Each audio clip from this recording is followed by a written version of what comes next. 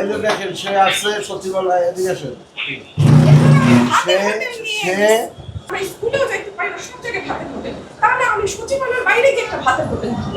আপনি নিজেই সচিবালয়ের সামনে আজকে এই কাজটা আমার তো কোনো দল নেই, আমি একা, আমি কি করতে পারি? আমি একটা সাধারণ মানুষ, আমি কি করতে পারি আমাকে বলেন। আমি আমার বাসা থেকে 1 মিনিটের ডিস্টেন্স মেনটেন, মানে আমি ছেলেকে নিয়ে 1 মিনিটের ডিস্টেন্স যাই, ভাই আমি এটুকু জায়গায় হেঁটে যেতে পারি না। আমার এই পাশ পুরা হচ্ছে ফুটপাথ, এই পাশ পুরা ফুটপাথ, আর মাঝখানে অটো রিক্সা, এত বড় বড় বডি, বাবুকে নিয়ে হেঁটে যেতে আমার কোলে একটা বিবেচনা পাই না। এখন আমি আজকে এত বিরক্ত, মানে বিরক্তিটা আমার একদম ভরে গেছে মেট্রো স্টেশন থেকে। আজকে আমি এটার জন্য রাগ করে, আমি গতকালকে পোস্ট দিয়ে রাগ করে আমি গতকালকে বলেছি যে আমি আজকে যেটা সব জায়গায় ভাতের হোটেল চলতেছে, আমরা স্কুলেও যাইতে পারি না, সব জায়গায় ভাতের হোটেল। তাহলে আমি সচিবালয়ের বাইরে গিয়ে একটা ভাতের হোটেল দিব। সচিবালয়ের বাইরে বসে ভাতের হোটেল দিব।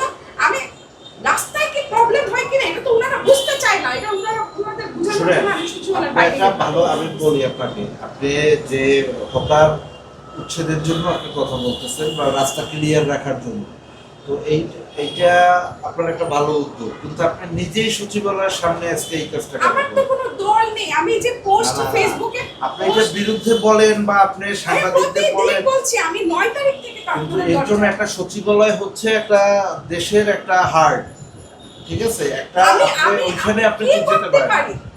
আর আমি একা, আমি কি করতে পারি? আমি একটা সাধারণ মানুষ, আমি কি করতে পারি আমাকে বলেন।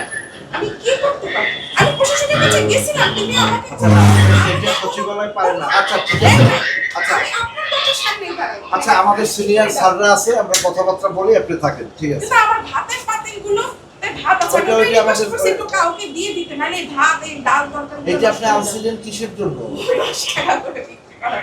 তা সেটা আর জায়গা পাইলেন না সচিবালয়, এটা হলো একটা সচিবালয় কি একটা এই যে তদন্ত সাহেব, এই যে দেখেন সে আছে সচিবালয় এদিকে আসেন সে